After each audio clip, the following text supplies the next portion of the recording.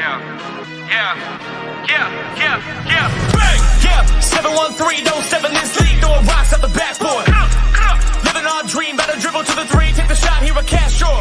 And we don't even care what you say, we ain't scared of the hate, get a win and just laugh more.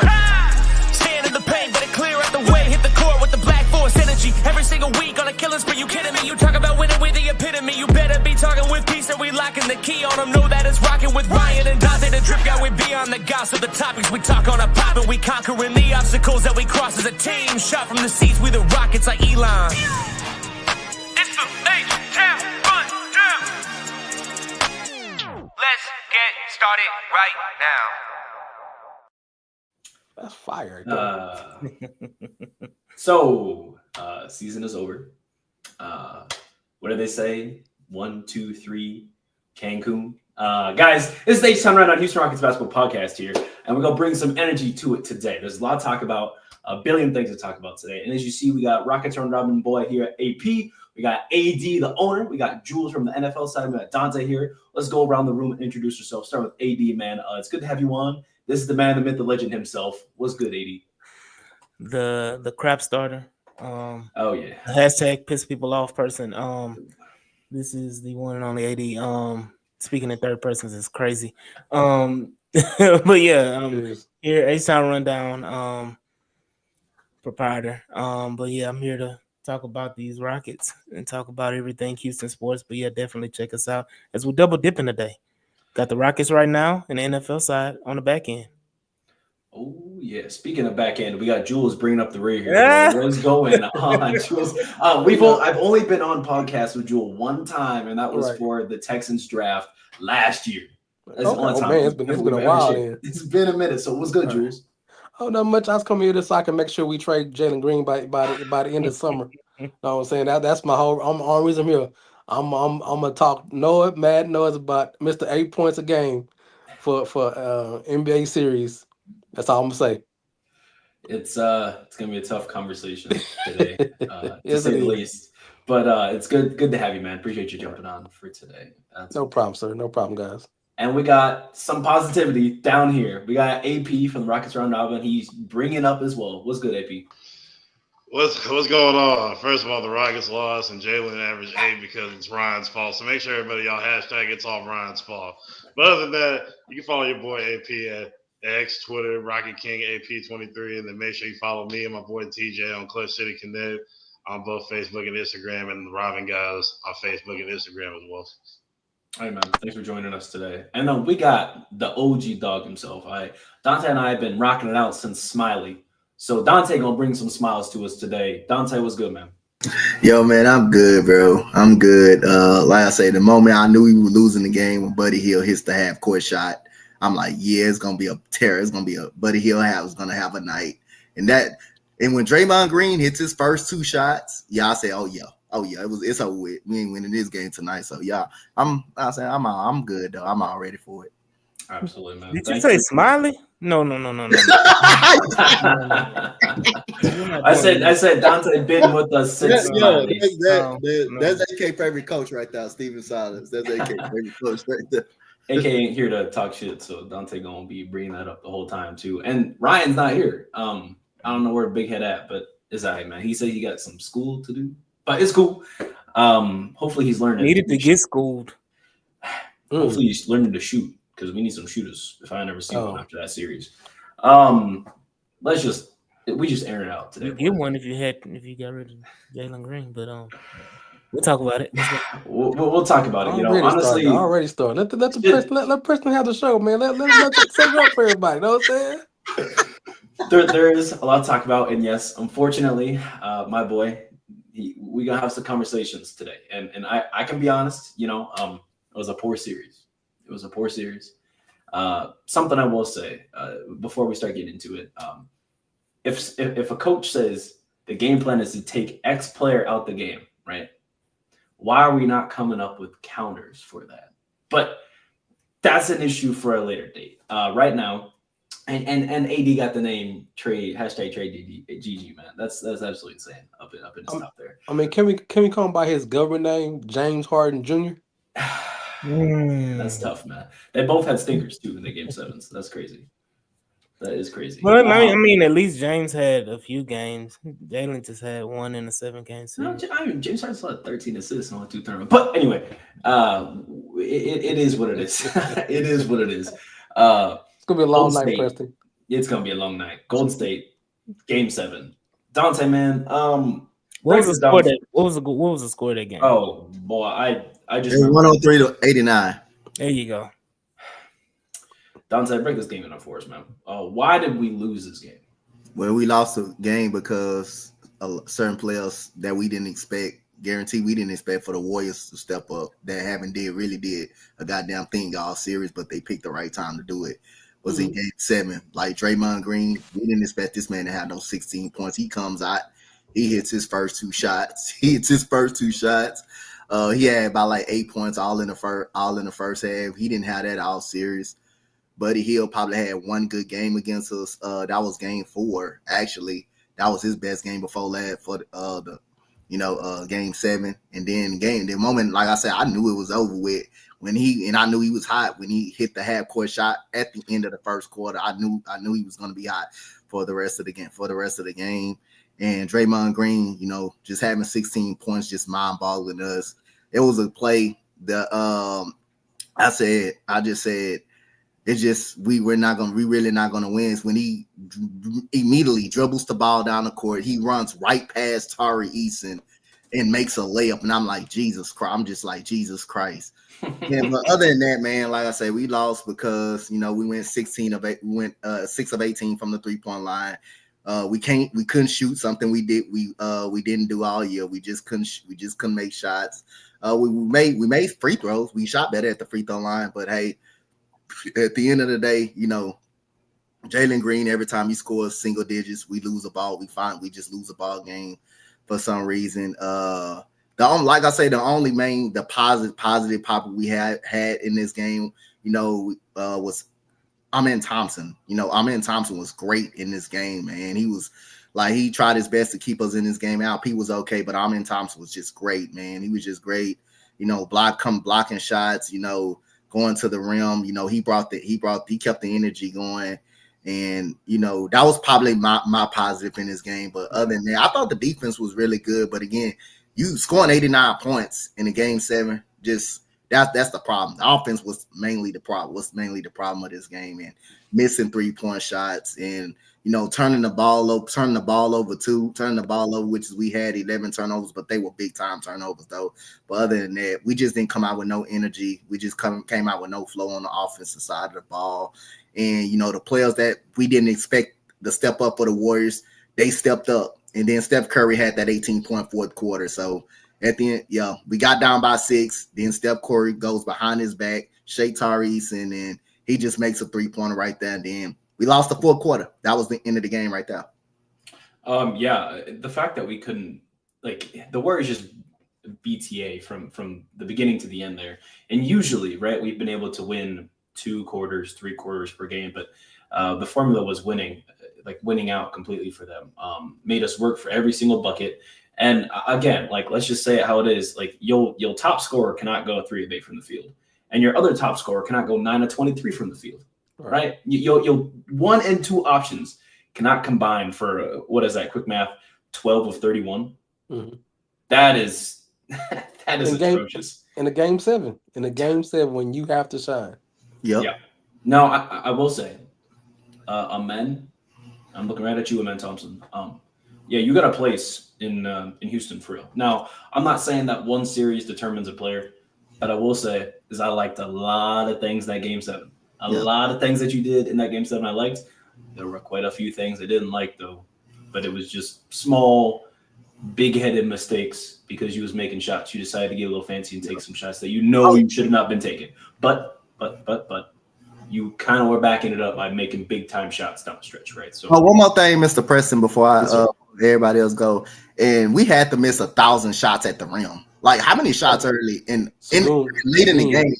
In the game, we missed at the rim. I mean, Sengun missing shots at the rim, missing easy shots at the rim, just like he did in Game 3. He missed easy shots that he normally make at the rim. Jalen Green, every time he go to the rim, he doesn't really go up strong. He doesn't really go up strong enough. He misses shots at the rim. He's not ready for the contact. Easton missing shots at the rim. We had to miss about 1,000 shots at the rim, especially Sengun missing shots early in the paint. So that's another thing that actually hurt us. We missed 1,000 shots at the rim. 100%. Beautifully said, Donte. So, Preston, can I add to the whole Ahmed thing? Yeah. He might have made some mistakes. He might have been some missing shots and some doing too much, but he wasn't afraid of the moment. No, yeah, that's what I'm saying. He was trying to be, I'm gonna make this team win, and that's what I'm missing from Jalen Green. Yeah, I'd rather you try and fail. They don't even like you pushing the envelope to be better than what you are and to show more what you got going on than just oh well. I mean, it's not my night. I'm not gonna do it. You going down on game 7? You gotta go down on game 7. Yeah, you gotta go down swinging, right? Yeah. I'm not gonna sit here and defend it, but what I am gonna say, the team's mentality of sometimes me, sometimes you, always us. Yeah. It does feel like any game that, at least in the playoffs, right, that Jalen was not going to do too well, they just stopped going to him. They got him the ball at the top of the key. They forced a double. He passed out of it. And that was kind of it. He just stood there at the top of the wing. There wasn't running screen play to get him open in corners. There wasn't running dive plays. There was not running drag screens. But I'm not saying it's on the team. It's on him, too.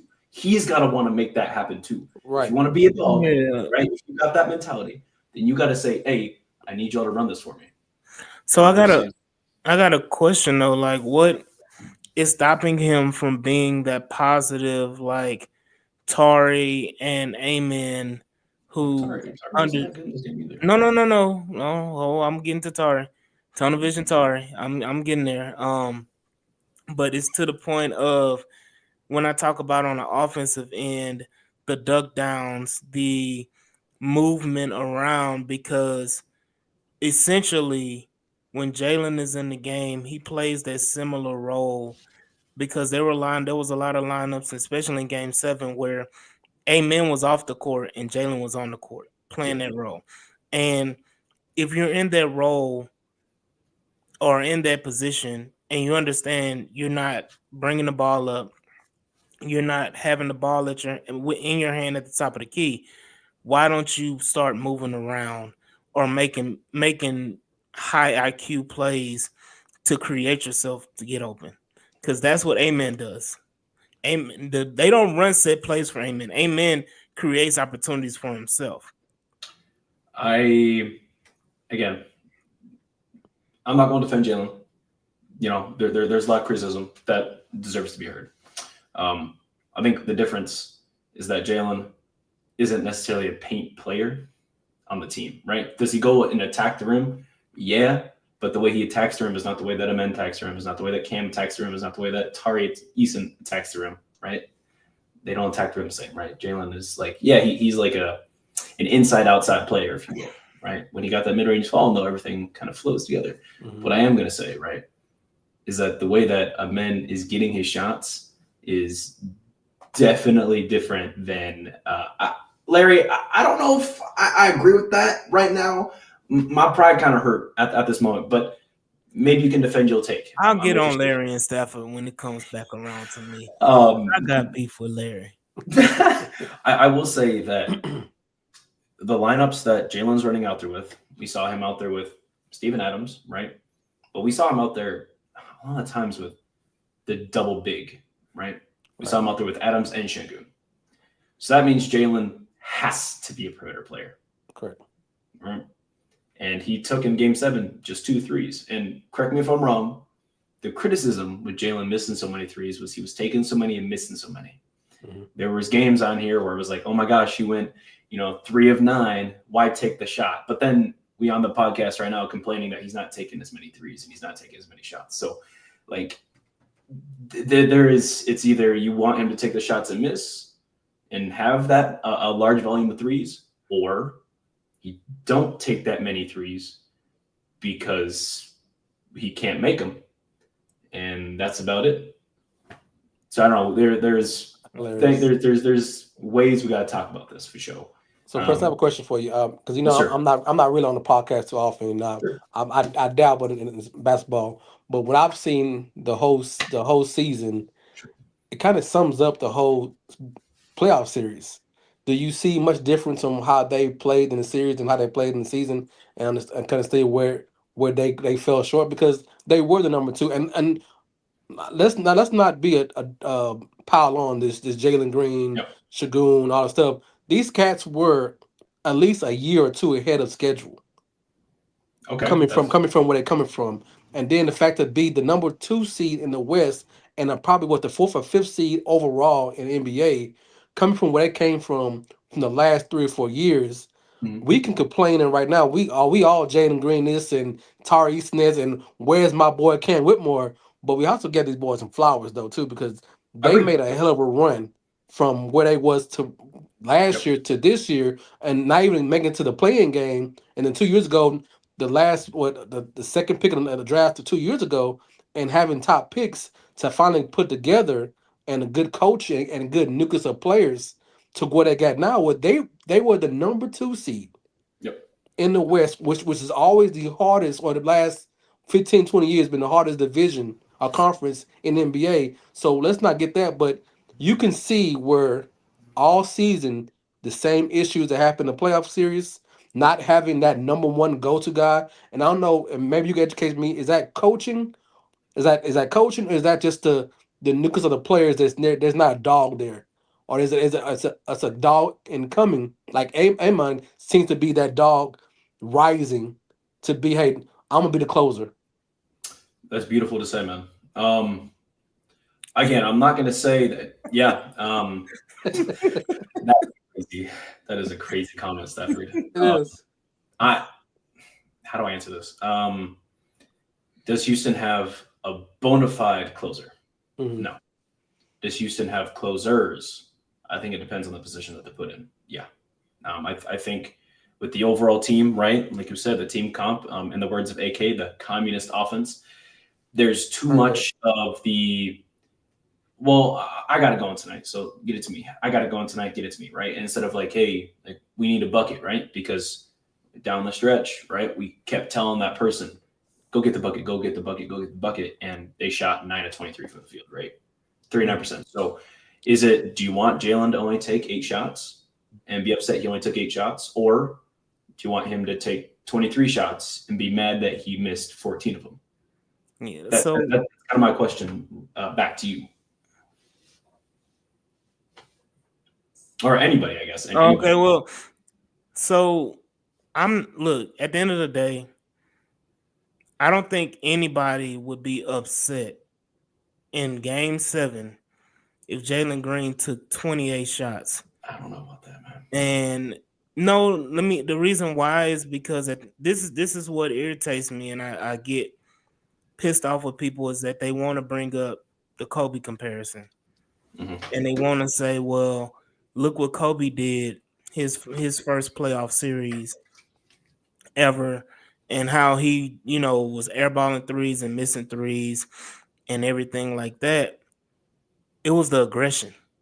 Yeah. It was the aggression part that gave a lot of people a lot of, okay, well, he's just young. He's going to learn, but we see the aggression there. And that's been my problem, is that I think overall, Jalen, you can say Jalen's shot selection has, I don't even think it's bad shots he's taking. I agree. It's not bad shots he's taking. He's taking good shots. He's just not making it. And I'm not mad at that. It's the point of, you were aggressive Game 2. Yep. You were super aggressive Game 2, and your shot was falling. If you kept the aggression the rest of the series, even though your shot isn't falling, you may get a call later on in the series if you're being super aggressive going to the basket. If your shot is not falling, I agree, Larry. He did not impose his will. Did he have a will to impose? Is the question. And so, it's a maturing factor needed for him. But again, it's you have to realize, and I'm pretty sure it was preached to him by the Ronald. Is it Ron? Not Ronald. I'm about to call him Ronald Isley. Royal Ivy. Royal Ivy, Ime Udoka. They've all had those comments to him, like be aggressive. Right. Like Fred had to be aggressive for him. But it's just the point of, again, the reason why I said if Jalen took 28 shots on game 7 and he hit 15 of them, okay. Or if he hit 13 of them and he shot under 50% or whatever from the field, okay, I'm okay with that. And the reason, again, the reason why I'm saying is that you went out guns a-blazing. You emptied the clip. Hold on, Eddie. I got to fit. First of all, I'm a Jalen Green hater since his rookie year, his second year. I'm never going to defend Jalen Green, but y'all want to compare Kobe and him going on fire. Look what the team that Kobe had his first playoff series. He had monsters. He was Yeah. allowed to miss shots because you know why? He had people that can cover him for him. If he gonna make bad shots, he had people make rebounds. He had Shaquille O'Neal in his prime. He had Rick Fox in his prime. He had Eddie Jones Eddie in his Jones primes. and Nick He Van had these guys that Yeah. can allow him to be aggressive, to grow into that monster that he came to because they erased his mistakes by being that good. So Jalen Green don't have nobody to erase his mistakes besides Şengün. But So You got Fred Van Fleet. Watch out. You got Fred. yeah, so, so I'm gonna give Jalen that people want to put up that series about Kobe did this, Kobe did in his freshman year. I Don't don't. forget that. Don't forget I that don't. I that don't. I Kobe don't. had monsters with him that Yeah. erased his bad mistakes and Right, allowed him but to that's grow into why situations. I hate the comparison is because Right. those are two totally different scenarios. And the reason why I've always hated it is that when people try to put any comparison, even if you're giving an analogy, give a more recent analogy. Don't go for the gusto. To me, that's just like the whole LeBron and Michael Jordan thing all over again. Kobe is 1, 2, or 3, not one, but he's 2 or 3 of all time as far as NBA player 6, around some circles 7. or whatever. He's top. No, he's not 7. I'm not gonna have this conversation. No. I'm not gonna fall for the trap. But it's just the point of when you put that pressure on Jalen Green, you're putting pressure on him and he's never gonna be able to live up to. Jalen Green can be a great player, but what did he say? You can't compare Jalen to Kobe playoff experience. It's just the whole point. That's the whole point I'm trying to make. Why even bring up Kobe in the first place? Right. I know. They see his potential. They see his Right. his likeness and that he loves Kobe and all that. They just using one of the greatest players of all time to make excuses about he need time to grow. I mean, if you're gonna use Anthony Edwards, something like that, some of his body types, people like that, that's when you can say. But using Kobe, that's to me is wrong. And then the what they using the his playoff series against Portland, that's to me just it's bad basketball. I'm gonna say this again. It's a disservice to Jalen, and it's a disrespect to Kobe. I don't know about that, but yeah. I mean, what you should hear, Preston? Why would you say it's not? I will say that, like, yes, comparing it, like Kobe was also a rookie in his first playoff series. Correct. Right? Like that is also something completely different. Mhm. Obviously, his team comp is different, right? What I'm saying is, I don't think it's disrespectful to say that the comparison there between the two, but I am going to say that, yeah, like it is a disservice, right? You shouldn't be putting up a guy who is an all-timer, right? Even if you're looking back, because you look back at any player, Kobe was the one that got traded. Mm-hmm. Like from what was it, Charlotte? Charlotte for the Hornets when they were in Pelicans or whatever, right? Like no, it was the Hornets. It was the Hornets. Okay. So like absolutely incredible, right? Looking back at that now, you know, people say he's stupid, right? But why did that team trade that dude? What did they see? They said, oh, we can't have him.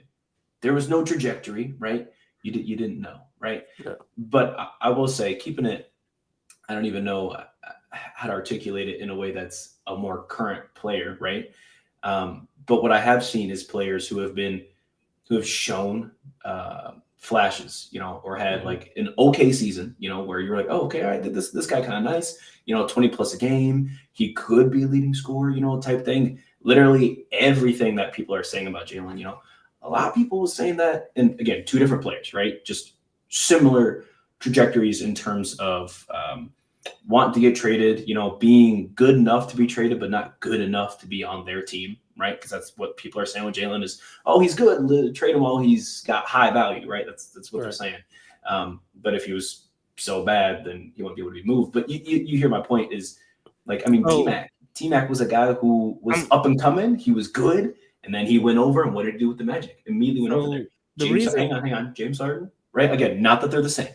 Not that it's a one-to-one comparison, but James Harden, 6 man of the year, right? He was playing starter minutes. OKC had to trade him. They traded him, and guess what happened? Everything else, 36 points per game guy, right? But Jalen's a completely different player. But they traded him. They traded him because he wanted to start. Different reasons. Right. Different reasons. Okay. But they still traded him, right? At the end of the day. Yeah. Different reasons, though. Playoff reasons, team reasons. What I will say is it's the first playoff series for a lot of these guys. And we saw the jitters like throughout the entire series for every single player. A guy I thought was going to thrive, I won't lie to you, was Tari Eason. I thought he was going to be Kill-Atari. That dude that played his heart out and gave us 30 and almost willed us back against the Warriors by himself. I thought that's what we were getting. But it's their first playoff series. And they 22, 23. But I don't know about y'all, but man, when I was 22, 23, which was just a couple years ago, I was still starstruck about everything. Seeing the cities, going places. I didn't know what the hell was going on, man. I can only imagine what it would be like to have that kind of pressure for a player who just played under Smiley for 2 years and then went to a coach, is getting coached by a guy who's completely different mentality, defensive schemed. Now you have to learn a whole new offensive everything, defensive everything. You have to create your own shots a lot, right? Jalen just kind of, chilled and hung out with KPJ and averaged 17 and 22, right? Mm-hmm. Just a couple years of Smiley. Completely different, right? Versus now, this is, oh shit, this is winning ball. This is different, right? It's like Russell Westbrook on OKC. It was like, yeah, he still got them to the 8th seed, but they was the 8th seed. They was a first round exit, unfortunately. You know that. Despite averaging a triple-double, despite putting up historic numbers, you knew that he wasn't going to get much. Not because Russ is a bad player. A lot of his team comp, but he wasn't going anywhere. He was an AC. All in all, I say, in a roundabout way to say, we criticize. It's okay to sit here and say, like, Jalen this, Jalen that. Yeah. We got to remember, man, first playoff series. Some of it's not an excuse. Like you said, some of it's an aggression thing. Some of it is he just needs to have it. But if your coach is not putting you in the position to want to have it, what's your point? Because he can say one thing. He can go ahead and say one thing. Yeah, he's saying this, he's saying that. But then it's not translating to the court. Then obviously there's a disconnect somewhere, whether that be the player itself, what he's being told, or a combination of both. And I'm not blaming Ime. I'm not putting the blame on Ime. But you can't just say, Jalen, hey, go run that, because that's not how Jalen operates. You got to do something a little bit different. Uh-oh. Sorry, I saw the news. Half their starting lineup is out tonight. Who? Evan Mobley, Darius Garland. And DeAndre Hunter won't play tonight for the Pacers. I mean, against the Pacers for the Cavs. Oh, wow. That's tough. So, they hold on. Everyone's emotional about the series went down, overanalyzing the end of it. I would trade Sengun, Tari Van Vliet. So, again, Larry and Stafford is a serial hater of Alperen Sengun because Alperen Sengun is not Hakeem Olajuwon. Because Alperen Sengun is a foreigner and he's not Hakeem Olajuwon. Larry hates Alperen Sengun with every being in his body, and he would trade Alperen Sengun for Giannis all day, every day. I like Sengun. Yeah, I again, Sengun is Sengun younger than Jalen? No, he's 22. Sengun 22. Yeah, so he's younger than Jalen. Yeah, he's 22. Sengun is younger than Jalen. It's like 6 months difference. It's not Right, whatever, but I'm just saying, like, 'cause comparable, yeah, but I think that we were talking about the age difference because a lot of people were criticizing Cam Whitmore's attitude, and I was like, y'all do realize he's like literally the youngest person on the whole team. Like he's a baby compared to everybody else. He's younger than Except Amen. Jabari. He's younger, huh? Except Jabari's the youngest. I thought Cam. I thought you said Cam. I just spaced Yeah, I out. did. Yeah. But no. But that's the whole thing with Larry. Larry just doesn't like Şengün's game because Şengün is not Shaq or Hakeem or dunk in your face every time. That's a lot of people don't like Şengün because of that, but that's not his game. Jokic, I mean, I know they can hate the comparisons of Jokic, but they always call him Baby Jokic. That's Jokic's game. Jokic is not a guy that's gonna sit down, back you down, and dunk in your face, and all of that. Hold on. That's crazy. Oh my bad. I was trying to pull it up. That's crazy.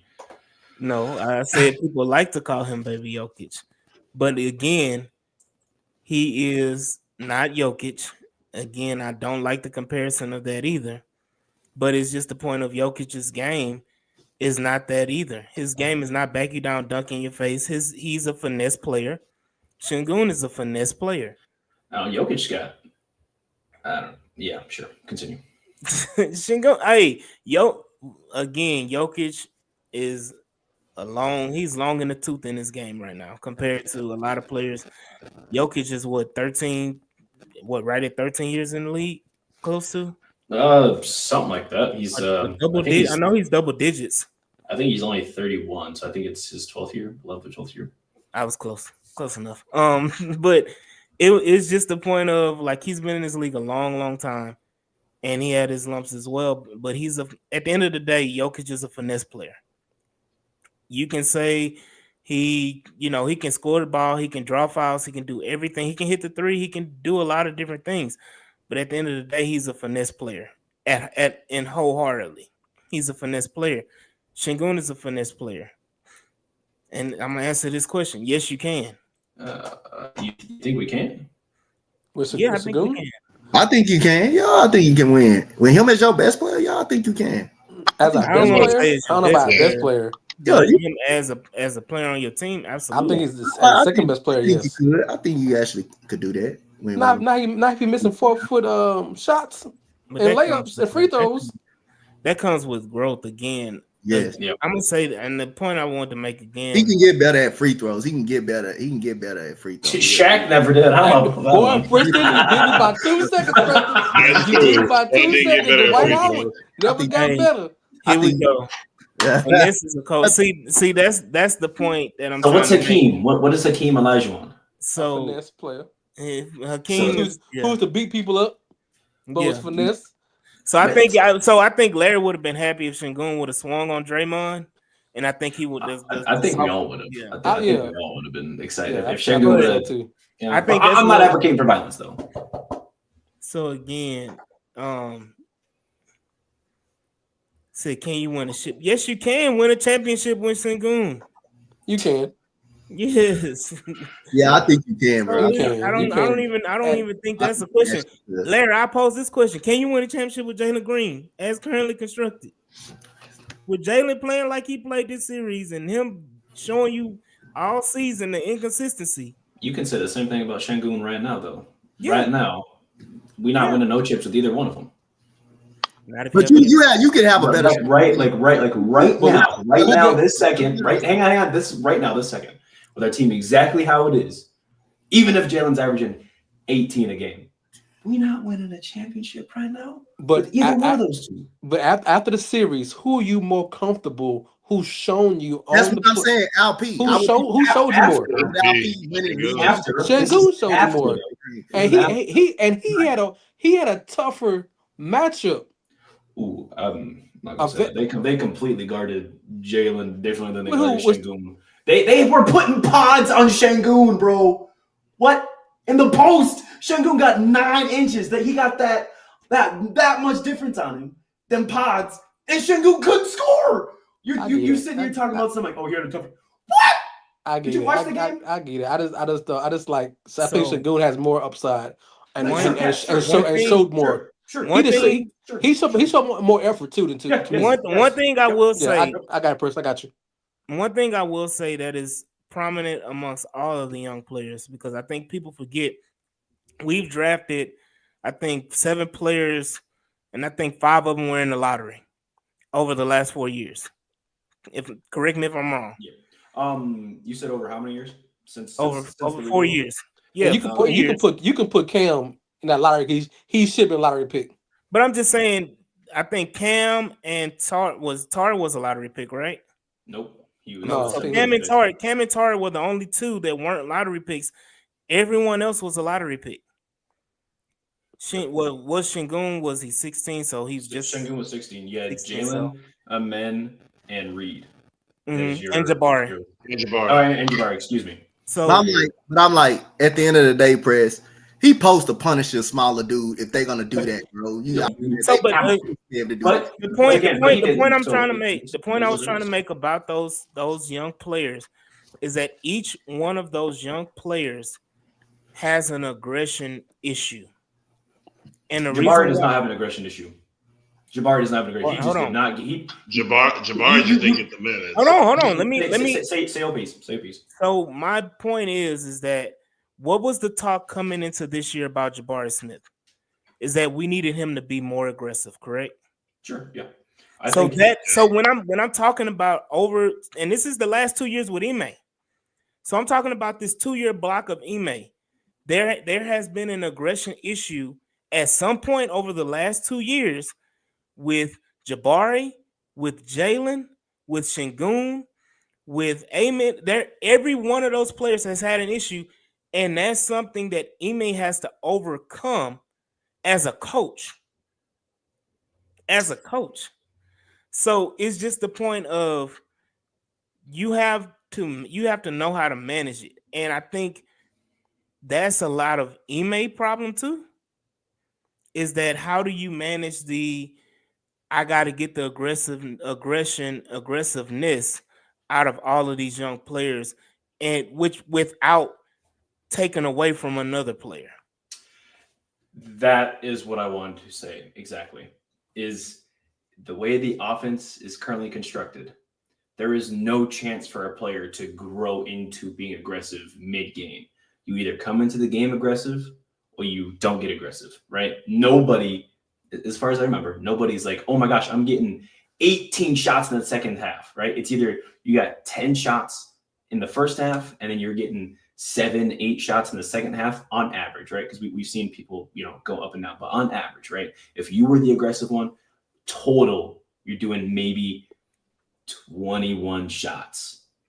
And that's you being aggressive, getting the shots regardless of then everyone else's shot attempts, they go down. Again, look at the games where we claim like Şengün and Jalen, right? The reason they don't go off together, right? We say it's because of game, because of this, that, and the other, right?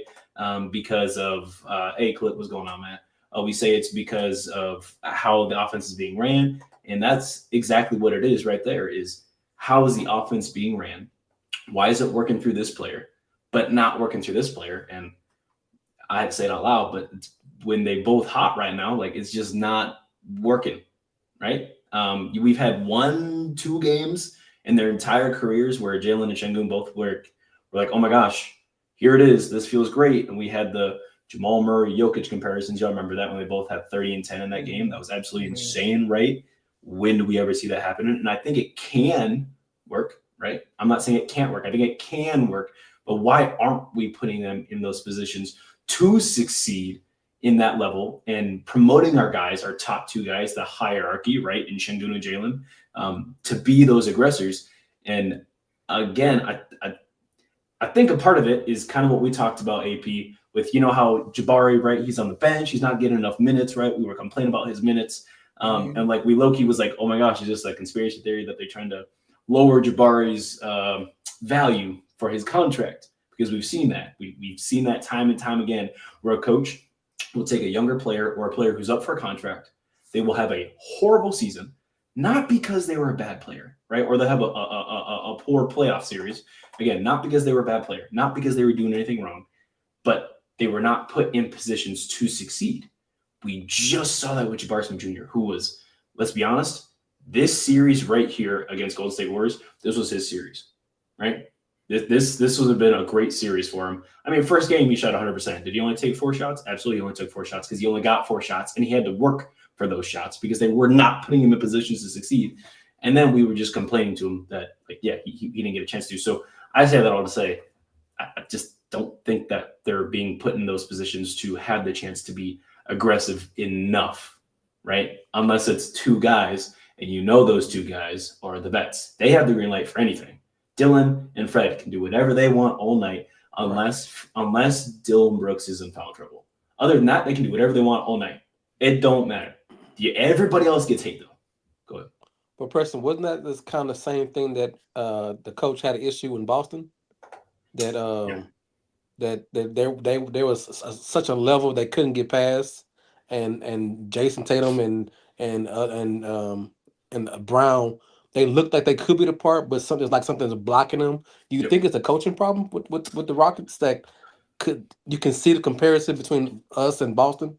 Well, I will say that Ime called them out in the press conference, and then they proceeded to only lose 3 games going forward from there, and then they ended up going to the finals, right? So I'm not putting it all on the coach. Okay. I'm thinking the mentality of the players is just different because Tatum and Brown had been in the playoffs for multiple seasons already when he came there versus this is the first time last year obviously was the first time we'd even thought about going to the playoffs, but this was the first actual year of the Rockets in the playoffs, especially with this iteration between Jalen and Shingu, right?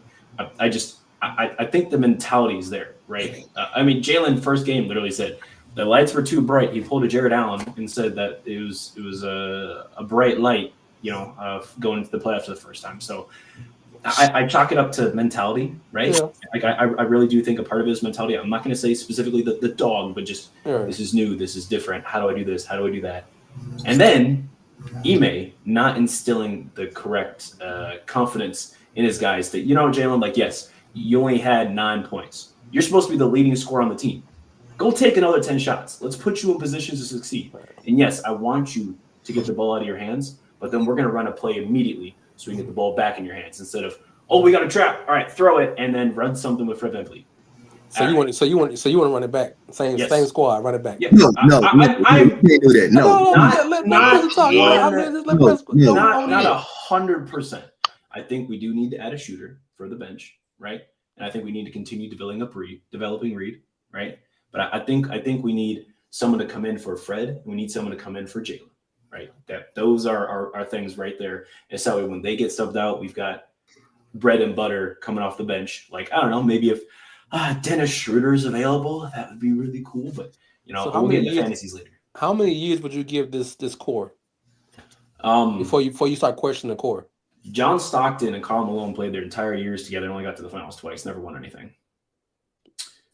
So how many? But I think they've been in Western Conference numerous times though too, right? They did, and you know what happened? They lost. They lost, but it was patience and retooling, right? I know I'm only 24, 25, but maybe I think like an old head. I don't believe in managing and trading everyone and like getting a new flashy toy, this, that, the other. If this thing has the potential to be better, then like curate that, put all your chips into that because you know what you have in that, right? And you know the potential that could be there versus you get somebody over here in the system, they might not work. Look at DeJounte Murray. What did the entire NBA say when he went to the Hawks? This is a match made in heaven. He's going to be perfect. He's going to be that defensive guard that Trae Young is looking for. Oh my goodness. And then what happened? They didn't even make the playoffs.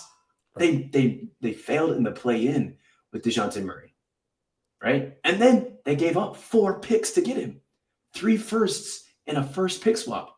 And then they had to trade him away. And then they just got the number 1 pick in the draft.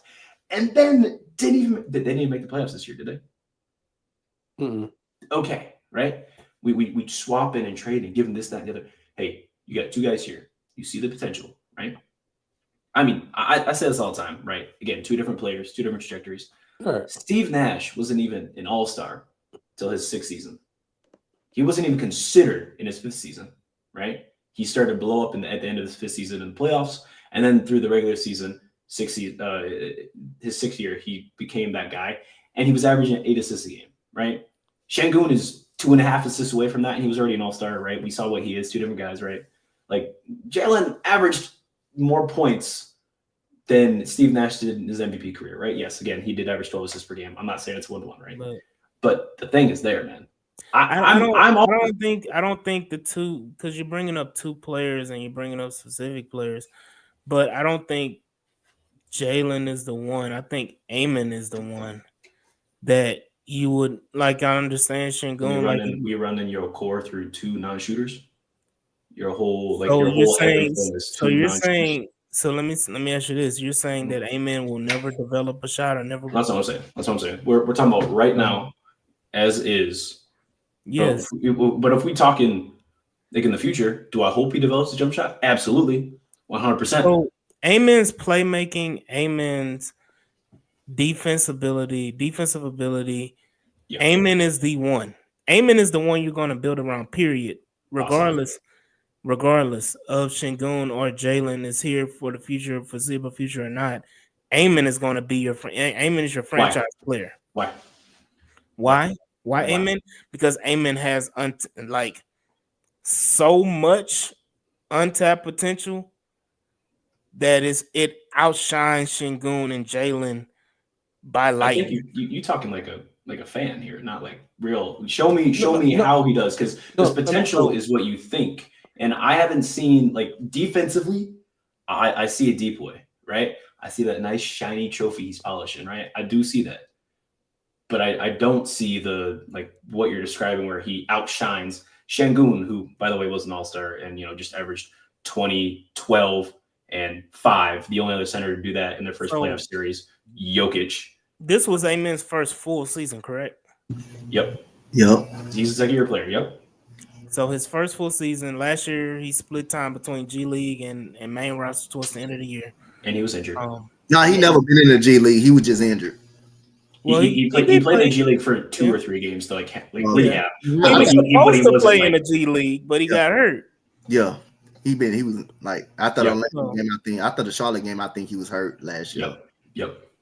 So my question for AD and Preston, because y'all both on both sides of the ball, is out of who has better chance to develop against their weakness. So you said Amen's a shot, and we saying Jalen Green needs to be more aggressive. Which one's more coachable to get out of them? Because aggression is not something you can really coach into somebody. You have to be kind of born into it. It's a mentality. You bring it out of them. You gotta have it, bro. You just gotta have it, though. You gotta bring it out of them. So I have known many players on football, baseball, basketball, all sports. If you ain't really born with that aggression, that dog and that dog mentality at them, it's not something you can coach into a player or coach out of it. I need you to be. Most of them is who you are. It's when you on the court, you're the most dominant player, and you're going to show it no matter what. Is that something that he hasn't shown? It's easier than Amen getting a better working a shot and being more offensive minded? Because that's the question you need to ask. If you're comparing those 2 players to who's your number one going forward, which trait, which weakness is easily coached up or coached out? Yeah, so go ahead, Preston. I think that saying it out loud, you're like looking at it men developing a jump shot is more likely to be reached than to coach something that we're saying doesn't exist. But I don't think it's the fact that it doesn't exist, right? Okay. I truly believe that Jalen's got it in him. It's there. Because we've seen it in flashes, like we're saying with immense potential, where he's hitting shots, right? Okay. Where he's doing the things, the playmaking, the defense, right? Where he's showing these elite level flashes, right? Because all year long was elite on defense. We saw that, right? But it was his offensive flashes that we looked at like, oh, okay, that this is the makings of that A1 player. The level would be to do both, right? Jalen, conversely, when he is aggressive, he's your A1 guy. There was not a question about it. Like his only issue is, can he be consistent? Right. Not, hey, can you work on this? Can you do this skill? Can you be consistent? That's That's what we're asking here for, right? Yeah. And I think that just stems from how is the offense ran. Because when it was getting ran through him 100%, right? Or not 100%, excuse me, when he was the main initiator during the regular season, when he had that chance, when Fred VanVleet was gone, Jalen averaged 6 assists a game when Fred was gone, right? Mhm. That's something to look at, right? That is, by the way, during that stretch, right? Those 6 assists per game. That's more than Şengün averaged, more than Amen averaged, right? And we don't even look at Jalen as a playmaker.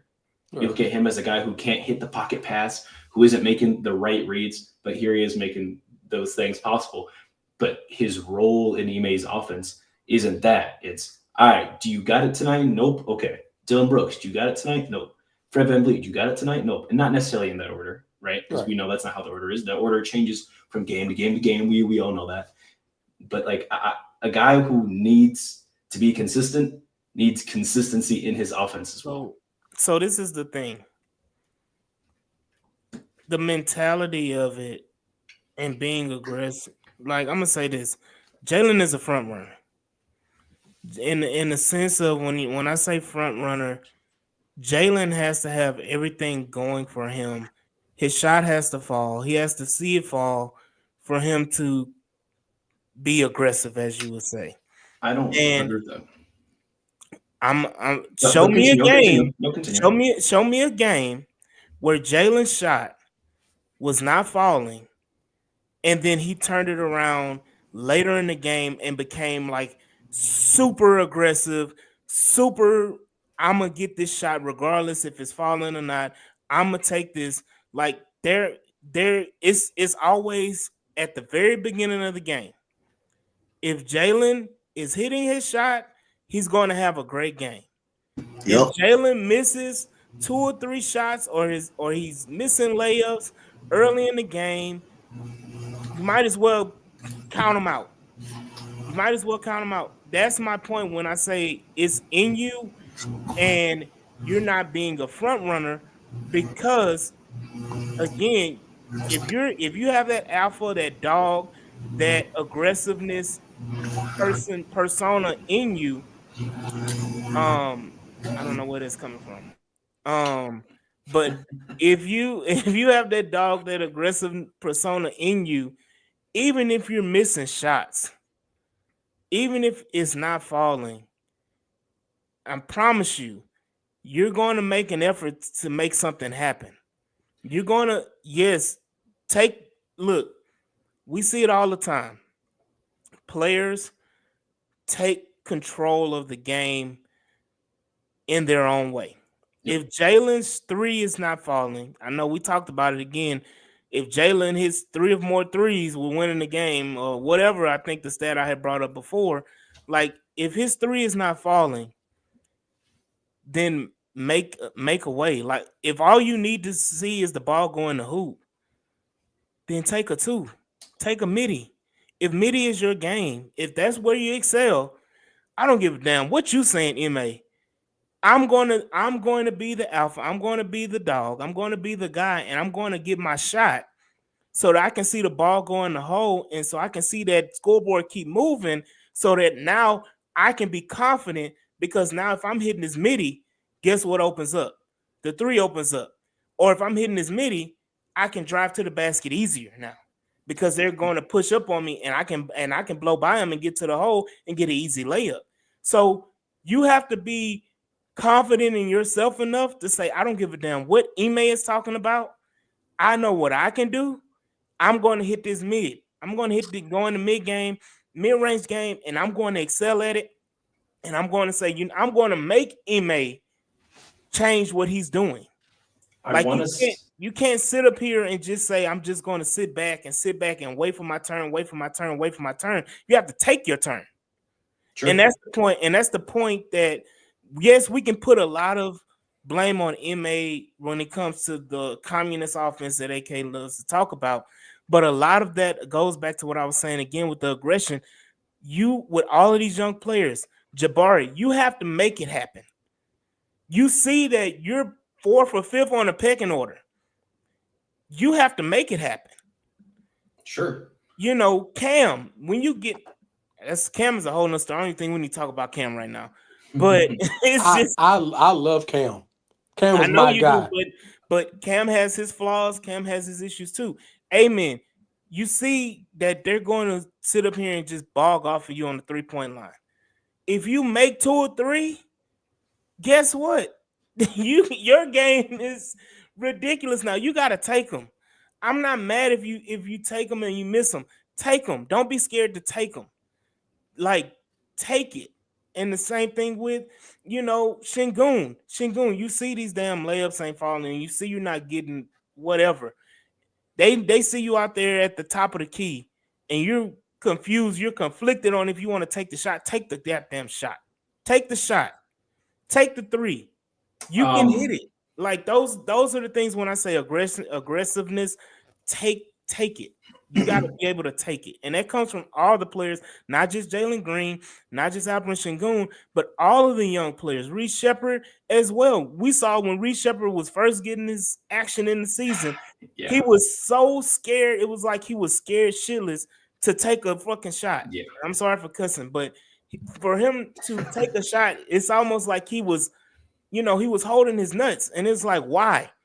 Drop him. Yeah. This is your opportunity to play and do what you do best. And I don't know what it is that Ime is putting in that gumbo over there at Toyota Center, but whatever it is, he needs to put some filet or something in there to knock all that out or whatever to get them to be confident in themselves that you got. And I know that Fred has said it on occasion that he has to talk to them as a vet on the team to build confidence within them. That's the thing, is that confidence is missing. And I don't know why they don't have confidence when, like Donte say, in the Smiley era, it was like, do what you do. Yep. And I think that's part of the problem. Do your thing basketball. That's what they call in the Smiley area. Just do your thing basketball. That's something they were doing well. Exactly. And at the end of the day, I saw, man, Amen got that, like AD said, he got that alpha dog, bro. And I think he got a whole lot of dog. If this man just if this man work on his jump shot, he can become an unstoppable player, bro. His athleticism already got elite defense, already can finish at the rim at a high level, and work on his ball handlers a little bit, but getting a jump shot and long, even if you got to have a mid-range, that man can become unstoppable. He can become unstoppable. AP, man, I noticed you was kind of quiet there. I'm interested. What do you got to say to AD and the rest of everyone watching? By the way, go subscribe to H-Town Rundown on YouTube. But AP, what do you got to say to AD about the confidence thing, man? Do you agree, disagree? I mean, yeah, man, you're the second overall pick in that draft. I mean, you got guys like Cade out there balling out their mind, Evan Mobley's balling, Scotty Barnes. I thought you were going to come in this playoffs here like, man, you should have been that number 1 pick. You should have made Detroit wish they would have picked you at number 1 instead of Cade Cunningham. Sure. And then in the series, you dropped that 38 ball, but then you let Draymond punk you in game 3, game 4, and then game 3. You didn't prove nothing. You shot real bad. I mean, most of us, we could have went out there and put more points up than Jalen did that whole series. It's definitely tough to watch. Matter of fact, Cade Cunningham averaged 25 points a game his first playoff series. So. Man, he played the Knicks, bro. We don't do this, bro. He played the Knicks, bro. It don't matter. Cade, they're good offensively. They're good offensively. Players. They got 3 great defensive players on the same team, bro. OG Anunoby, Mikal Bridges, Jalen Brunson is a hell of a defender as a small guard. They got some guys on that team, bro. That's not a sloppy team. And it's a Tom Thibodeau coach team, bro. The whole team is about defense. That's a team that just beat Boston last night. Yeah, they beat Boston because Boston took 63 pointers. No, a win is a win. They still won. No, they won. They won because Boston took 63 pointers. What if that was their defensive plan? Was to let Boston take 63 pointers, the team that takes the most 3 pointers in the league, makes the most in the league, on the highest percentage in the league. I mean, it worked. Come on, man. Come on. It worked. Hey, hold on. Since AP and y'all brought it up, if Cud Cunningham was on this team, where the Rockets have beaten that the Golden State series? Yep. Because he's going aggressive, right? I He gonna get to at least 20 points a game, right? Yeah. And I Cam say- should have won and been in the second know. round. And I say I this, don't know. and I say this again. I've said it before, and I'll say it again. If Jalen Green just averages 15 outside of game 2, Thank the you. Rockets sweep this series. Yes. You're talking about a total of 6 more points, and you're talking about a total of either 3 more twos, or him getting to the free throw line a little bit more. I don't even think Jalen averaged more than. I don't think outside of game 2. I don't think he took more than like 5 free throws in any game. I think he combined for 8 free throws in the whole, besides game 2. I think he combined for 8 free throws the rest of the 6 games. And that's his game. He's strong. He's strong, quick, and get to the rim, right? Getting his calls, man. Come on. So I understand. And look, let me say this. I understand you're not getting the calls, but you have to make yourself undeniable. If you go, no. I I'm don't. about to rip my hair out. I'm gonna say this. I'm about to make my hairline look like 80s, bro. Hey, look. I gotta calm down. Let me drink some water. No, my hairline is fine compared to mine. So he's not here to defend himself. Is right. I don't care.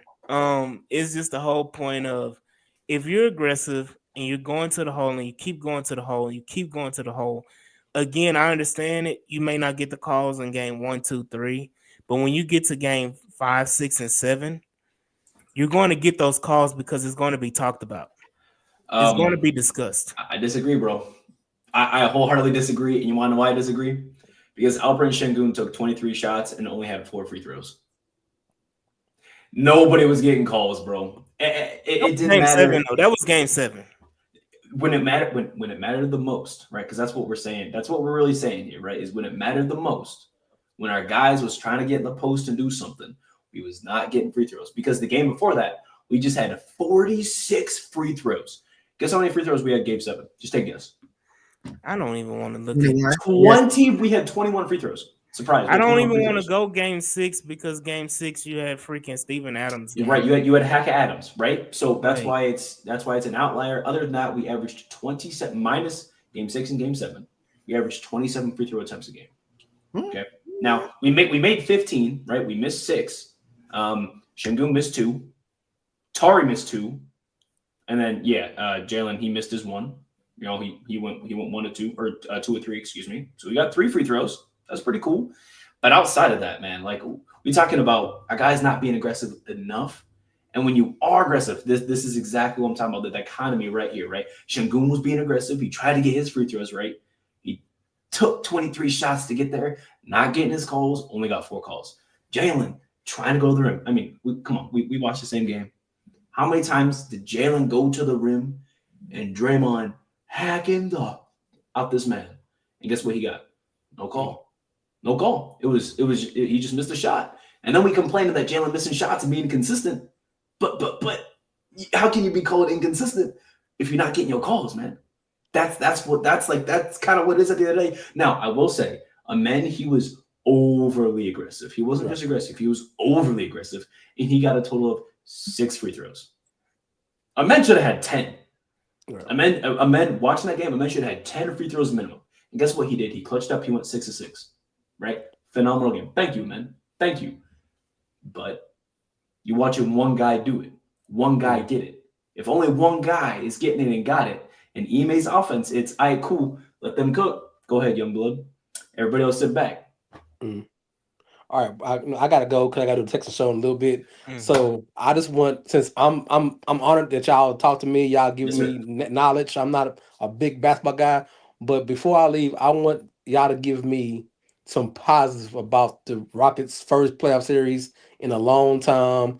Even if we run it back, and if we get new players, just give the fans something the positive about us being in the number 2 seed and being in a game 7 against a veteran team with 3 Hall of Famers out there. Just they know what they're doing.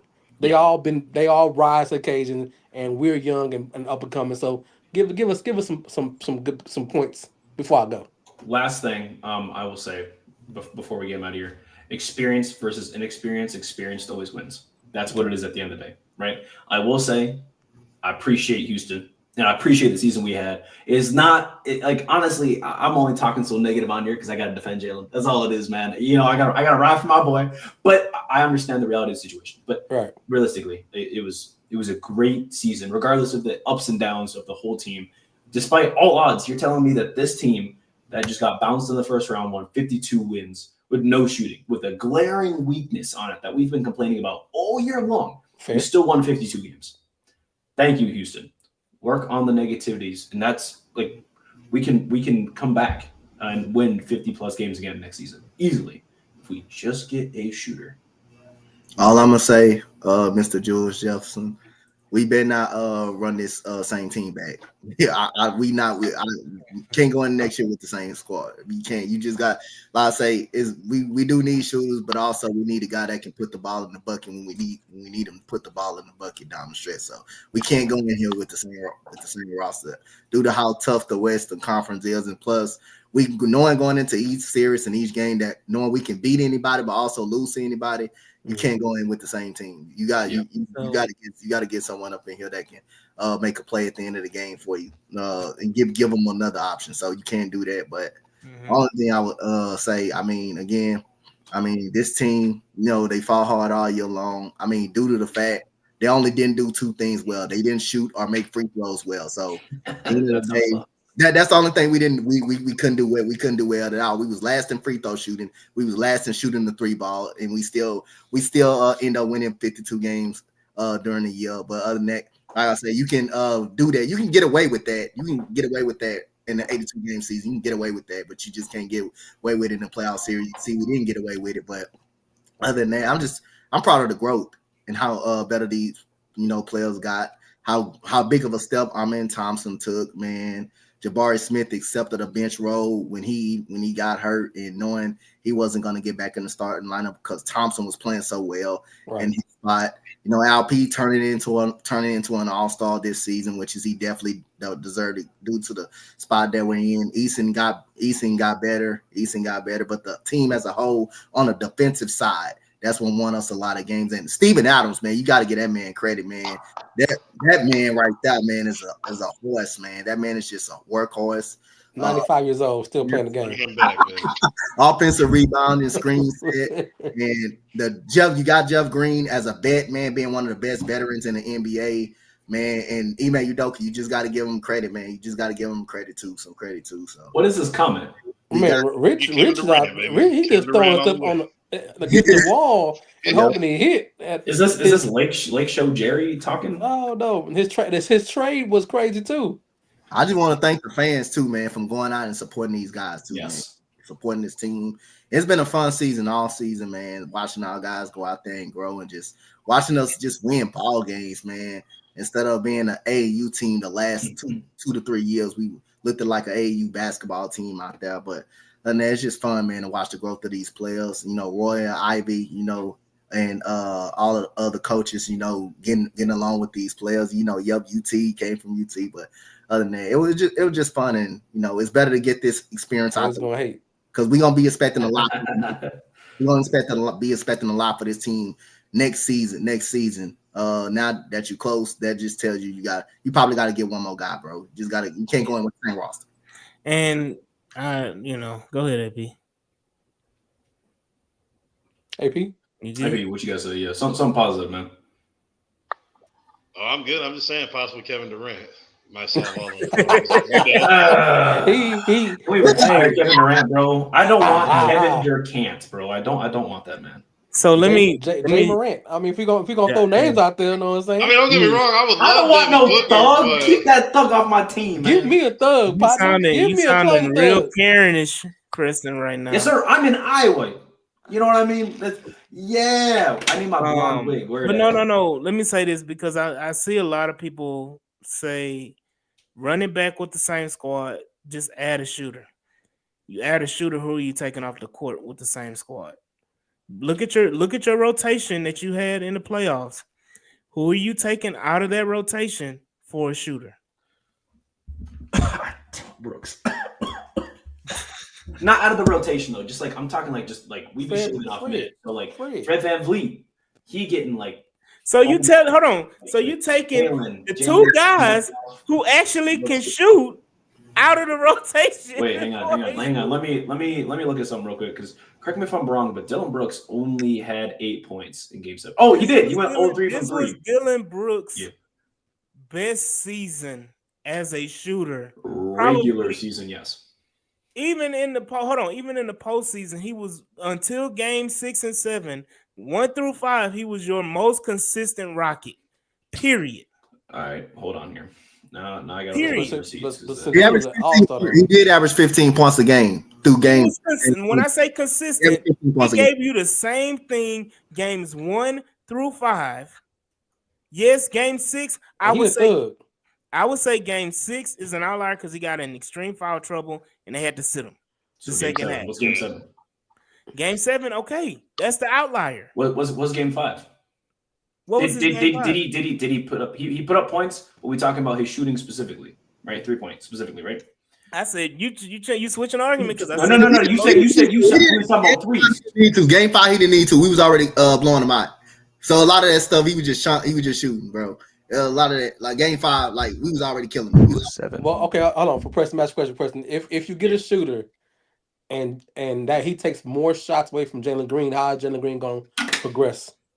I think it comes down to being on the court at the right time, not necessarily taking the ball out of his hands, right? It's your rotation. What are you looking at specifically? And less communist offense and more understanding who is getting the ball when who is on the court. That's what we're looking at. What's crazy is that you drafted Jalen to be an alpha who was an alpha coming out of high school. Şengün was an alpha as a Turkish MVP. Yep. Jabari Smith was an alpha on a almost Final Four run. Everything was Elite 8 Auburn team who was number 1 in the country the whole year. He was the alpha on that team. Yep. Tari Eason was the alpha on that LSU team. Even though they weren't that great, he was the alpha on that team. Cam Whitmore was he Villanova? Yeah, he was Villanova. He was an alpha at Villanova. Was he an alpha at Villanova? Yes, he was. Yeah, yes, I didn't watch college game. He was. The only reason he dropped is because of his mentality. He was off a little bit. Yeah, he throwed off. Only one that I would say that probably wasn't the alpha of your 7 first-round picks is Reed. Every other person, Amen Thompson was an alpha on the overtime elite. He was a co-alpha with his brother, wasn't he? Regardless, co or whatever, alpha was in his name. And every single one of those guys were alphas except Reed. And now you're asking 5 of them or 4 of them to be role players. That's how the NBA is. What are you talking about? That's how the league is. You know what it's like. You get a promotion, right? You get a promotion. You go from being a regular a tier 1 employee, and you get a promotion to be a boss, right? You a tier 3. Cool. You still got people above you, but now you got people who was on your level, but you seen differently by your company. So therefore, you got more responsibilities, and those people, your team, gonna have to respect you. Because if they don't respect you and their productivity drop, then they gotta go. Where the sound at? Hang on, I'm pulling it up right now. You gotta go. But you know he gone. You ain't got. But to 80's point, you still got. They're so young, they're not ready to take a role position yet. They think they should start over anybody else. They're still Cam Whitmore thinks he's God sent to the NBA. You can't tell him no wise.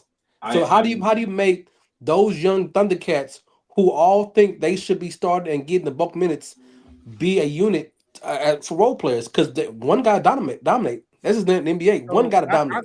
I go back to the example of you brought up Oklahoma City. Oklahoma City was kind of, and I'm not talking about now, I'm talking about before, where Oklahoma City was in that range of they drafted number 2, number 3, back to back, whatever. Yeah. And you had alphas. Well, Russ was an alpha on that UCLA team. And you had James, who was an alpha at Arizona State, and you had Kevin Durant, who was an alpha at Texas. all three of those guys came in and they worked well together, and they didn't take away from each other's alphaness. Sure, it's not even a word, but That is not a word. it's not a word, but they didn't take away from each other's alphaness. And because you have so many, it's almost like you're blessed that you had these high picks, but it's almost like a curse as well, because you can't. I look at Oklahoma City because a lot of people, Oklahoma City right now, they There you have go. Shea. Right, because They have but Shea. They traded. they had a lot of draft picks too. They had a lot of They- first round draft picks too, and but one guy how many- developed to be the guy. But how many? Hold on. How many? They didn't draft Shea. They did. No. No, he got drafted by LAC, and then they Yeah, traded him for Paul George. Or not Paul They George. only- The Hold on. football guy don't know everything about basketball. I'm sorry. That's okay. No, Hold you're on. good. You're good. Hold on. Yeah, So he this- was part of the hold Paul George trade for the Clippers. Yeah. So that goes back to my point is Okay. that Shea was traded there. Okay. You have that, but outside of Chet, did they have number 1, number 2, number 3 consecutively? They had the number two draft pick, but outside of Chet, who have they drafted at number 1, number 2, and number 3? Nobody. They had Chris Paul there. They made the playoffs. So you had a teacher, you had a veteran who was willing to give the ball up in crunch time, who was willing to guide his guys. But no, you're missing my point. My point is I that understand the alphaness. I know we didn't have consecutive guys who were drafted high to come into a team and be. Alphaness is I still get it. not. I know. Alphaness is still not a word. I'm Hey. not going to let that slide. hey, alphaness is now Alphaness a is word. not a word. I'm calling Webster. I'm putting it in the dictionary. But again, it's just the point of OKC is different because they had a lot. They have a lot of draft picks and a lot of young players, but a lot of their young players were drafted in the late lottery, mid first round, late end of first round. So you had guys that when they come in, they're going to fit into that role player role because of where they were drafted. You draft your role players in the late first round, second round, which is where most of OKC's draft picks can't or players on their roster right now were. Isaiah Hartenstein is a great role player. He was drafted by the Rockets in the second round. Again, a lot of their role players, look where they were drafted. Jalen Williams, what was he drafted? Both of the Jalens. Jalen Williams was drafted number 12. Where was the other Jalen drafted? He was drafted in the second, I believe. He was drafted in the first round, I believe. He was drafted later I think on. he was like 27th. Yeah, exactly. So later. again, look at where their core players were drafted from, and how they all revolve around that alpha. Hang on. You got two guys who were traded there. They weren't drafted to that team. Isaiah, who's a starter, he got traded there, right? He signed there from the Knicks. Okay, all right. Yeah. Shea was traded there not to be an alpha. He was not traded there to be alpha. It was this. Hang on. He was a key piece. Yeah, he was a key piece. He was the piece of the trade. He was the piece of the trade. They got 9 draft picks. That was the trade. Why the trade got done, though? He was the main reason why the trade. Again, if it was for the draft picks, then they wouldn't have included Shea. Yes, they would have. They needed salary filler. You could have traded anybody. You could have traded. He was on a rookie contract. Yeah, who needed an extension, and the Clippers could not fill it. But I am saying that Shea, they saw the potential in Shea.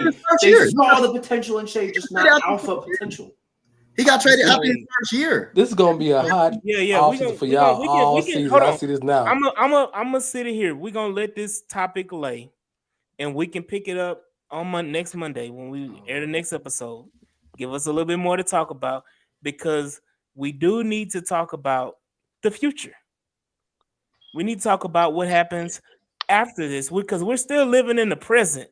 Right. We need to have 5 minutes or 10 minutes real quick to talk about what happens with the Rockets on Monday night and going forward after Monday night.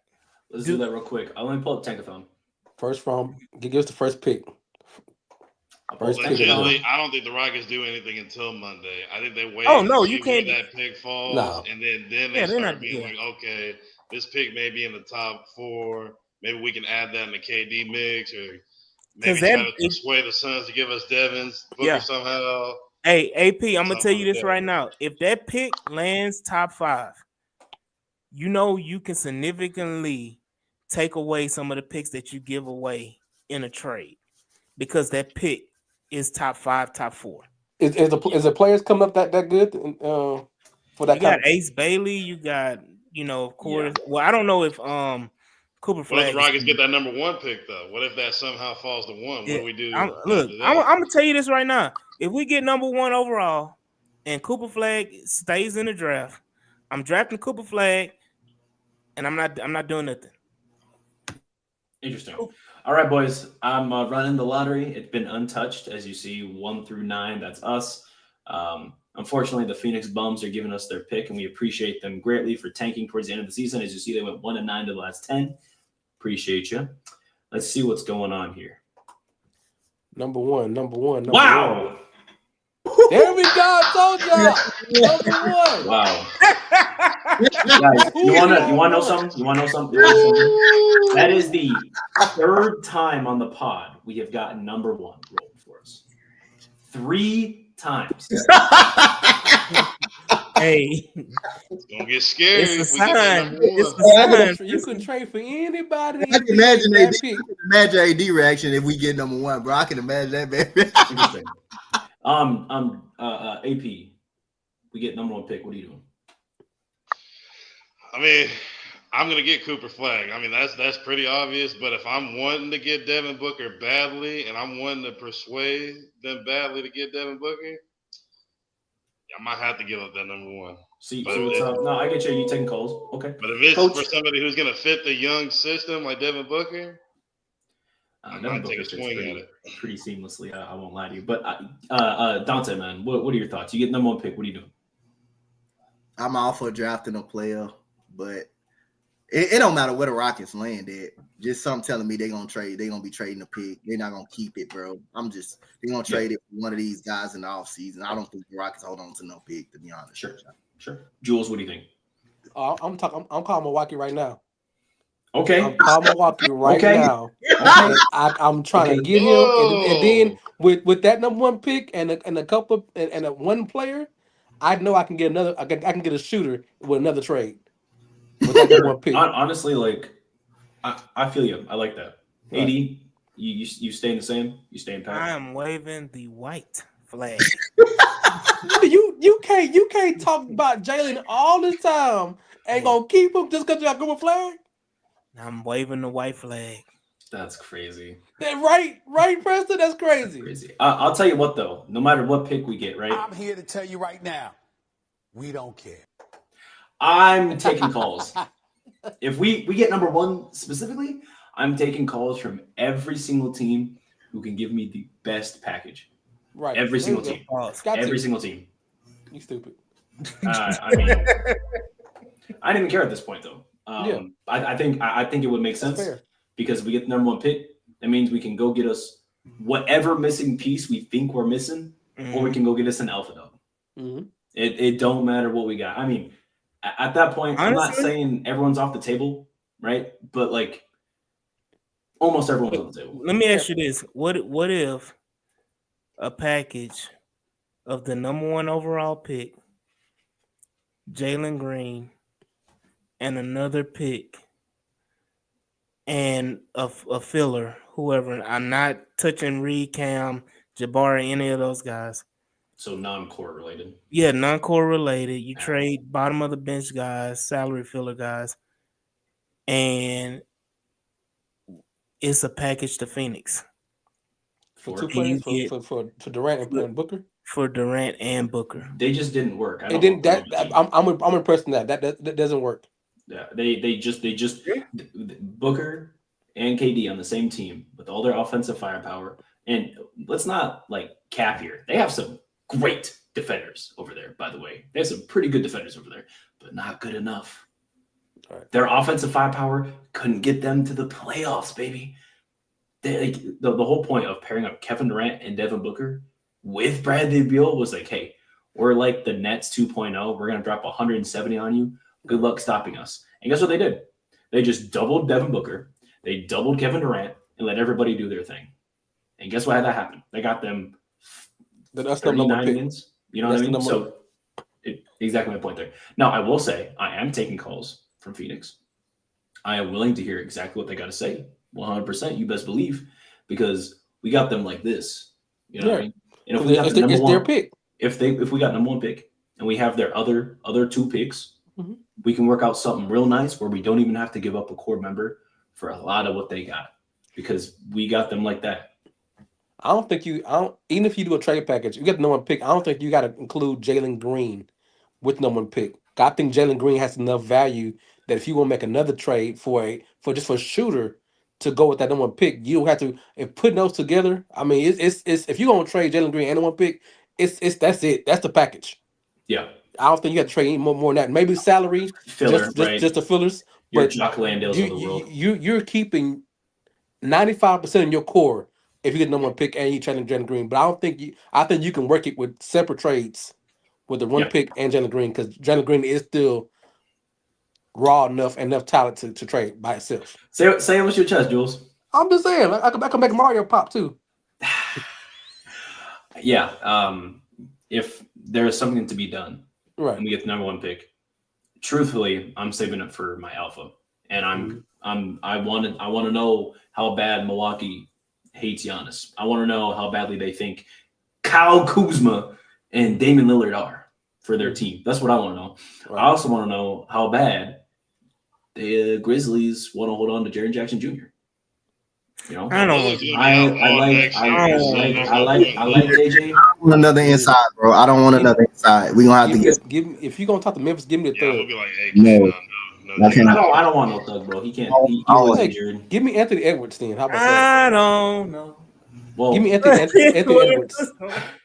Anthony Edwards. But I That's don't The want. deadbeat dad. Give me the deadbeat This dad. is the life of me. Anthony I'm a Edwards. thug. Hey, all day, every day. Yeah, because I'm a thug. I've Hey, been coming. yeah. I'm gonna continue to come. Skip's been coming. Yeah, Mm-mm. Anthony Edwards. I know he a deadbeat, but he paid his. He's a changed man. Yeah. Hey, give me if no one's There's off no the way list, that they're if good. no one is off the table besides Joker, I think Joker's the only one you probably not gonna get. And You Wimby. take- We're not getting Wimby.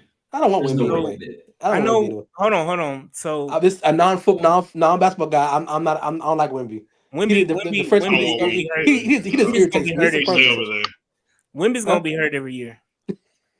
He's Manute Bowl, He's gonna be hurt every year. I can. put Sean money- Bradley. They said the same thing about Steph Curry and his ankles, and guess what happened? Man, Same thing about Yao Ming. there's a difference between Steph Curry having ankle problems and then Wimby just being big Too and tall. lanky. He played like 68 games his rookie year. And Yeah, this but year he Yao played Ming was 40 the same. He got hurt- thing. he got A hurt lot his of rookie year, ankle injuries, a lot of foot injuries. Yes, Same thing Like that with too, Zion. so. To being too big If and you're too talking powerful about- in exertion. Wimby is like 7'8", bro. Like, let's be for real. Like, that's not sustainable, dog. You're right. It's not sustainable. You know what's not sustainable? This A lot of podcast. things. This conversation. A lot of things. We have to go. The Texans have to perform. All right. So Anthony I'm putting- Simmons. I'm putting a pin in it right now. AD, don't let me. Yeah, we having a conversation later. But I'm excited. Appreciate it. I'm real excited. Like I said, I'm gonna continue to come. I'm excited. Jules, man, where can we find you, man?